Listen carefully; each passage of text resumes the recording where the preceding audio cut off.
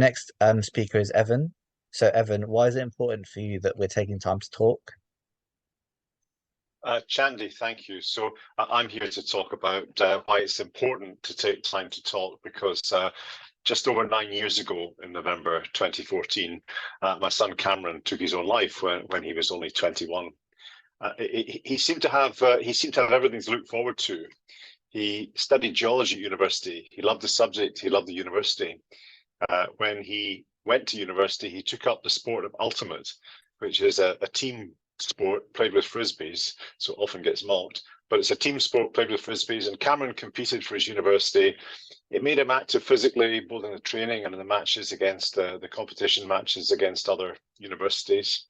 And he was active socially through the training and through the Thursday night quiz night in the local pub, where there was a competition to see how many chips and sausages you can get on one plate.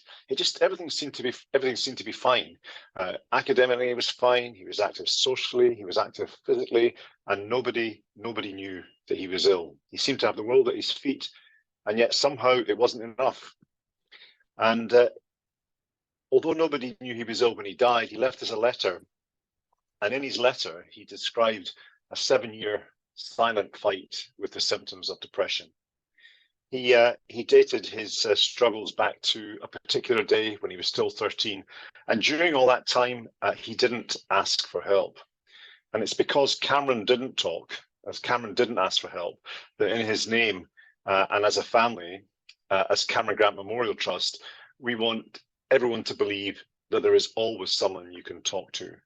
And picking up on a theme from Charlie and earlier, the person you might want to talk to, the person you might trust, is going to be different for different people. Talk to a doctor, talk to your family, talk to a friend, a priest, or somebody from your own religion. Talk to a helpline, talk to a text line. Go out for a walk, as Charlie said. Do what works for you, but above all, talk to someone. And in order to encourage people to do that, we make physical items like I'm not sure if this is going to show up. Like drinks mats or postcards.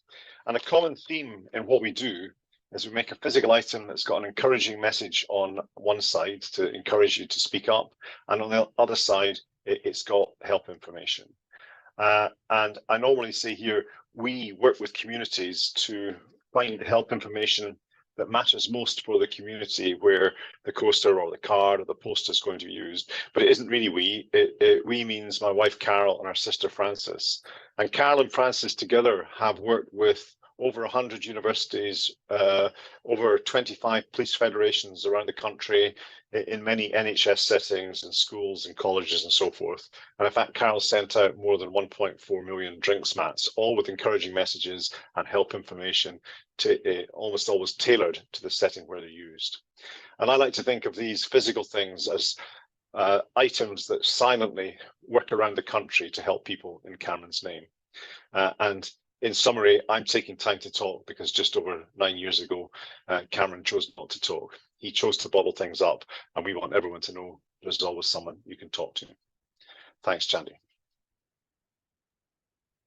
Thank you, Evan. I think what you said at the end there in terms of that community and making sure that people know that there are people to listen to is so important. So thank you very much for sharing your lived experience and how things have led you to where you are today. And amazing work with the charity and the work you're doing as well. So thank you for that.